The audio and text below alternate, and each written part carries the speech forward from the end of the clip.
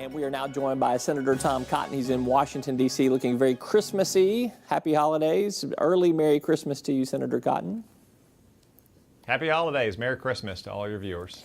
Let's talk about some action in the House of Representatives today. A bill that you sponsored, the Charles Duncan Buried with Honor Act, received the votes that it needed in the U.S. House of Representatives. It will now become the law of the land if the president signs it. Do you have assurances from the president that he will sign that? Will you be on hand for that bill signing?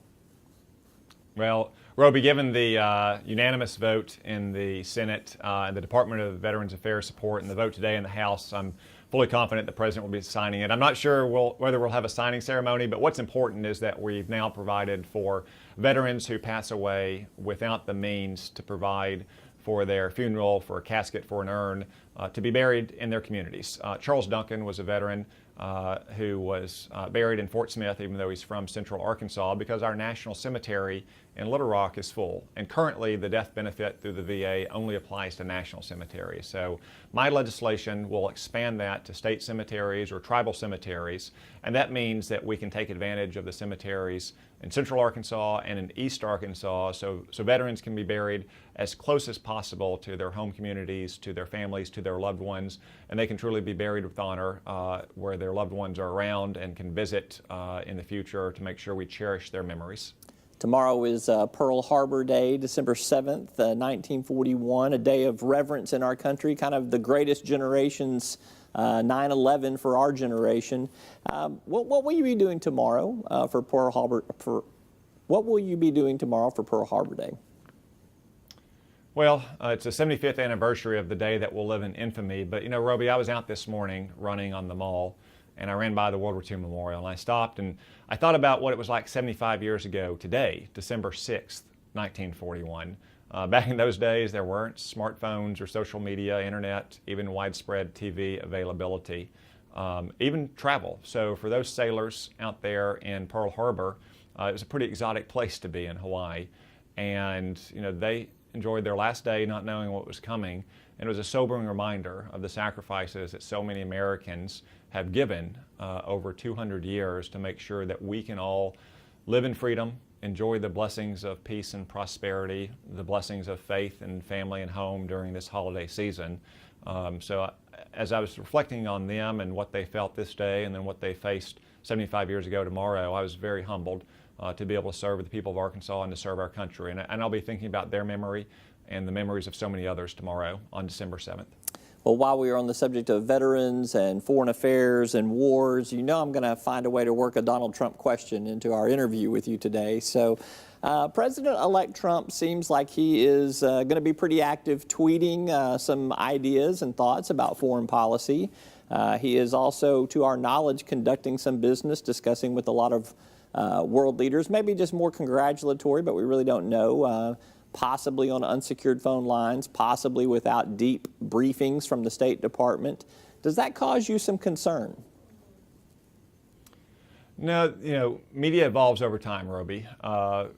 Franklin Delano Roosevelt was famous for his fireside chats. That may have been seen as a break with past practice, but times change.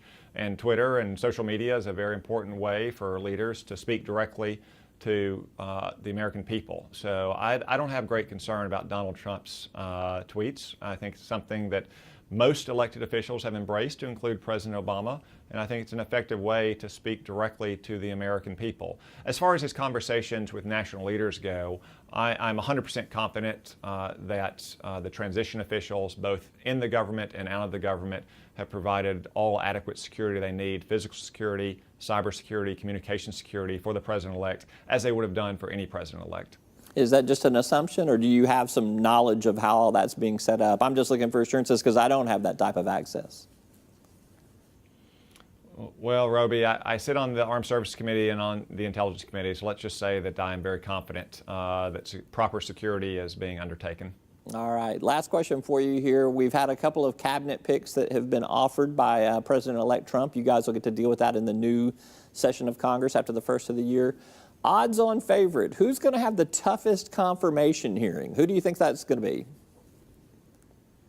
Oh, I wouldn't predict who's going to have a tough confirmation hearing. I think every nominee needs to have a thorough public vetting in front of their relevant committees, and we need to review their record and take seriously our advise and consent responsibility under the Constitution.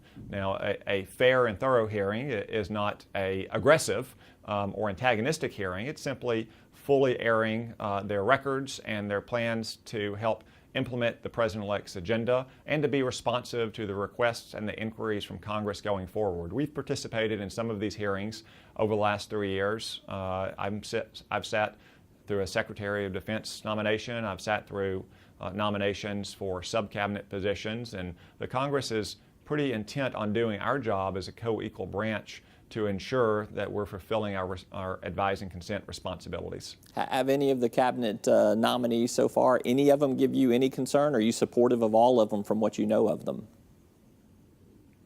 Well, I can't anticipate right now voting against any of these nominees. Obviously, we'll review carefully every nomination that comes forward, especially those in front of my jurisdiction. But I think so far the President-elect is off to a very good start in filling out his cabinet and his White House staff with people who are going to help implement his agenda and help make real positive change in the lives of Arkansans and Americans. All right, Senator Tom Cotton, got to wrap it up there. Thank you so much for your time. And again, congratulations on your bill getting through the House. Thanks, Roby. Appreciate it. Merry Christmas to you and all your viewers. You bet.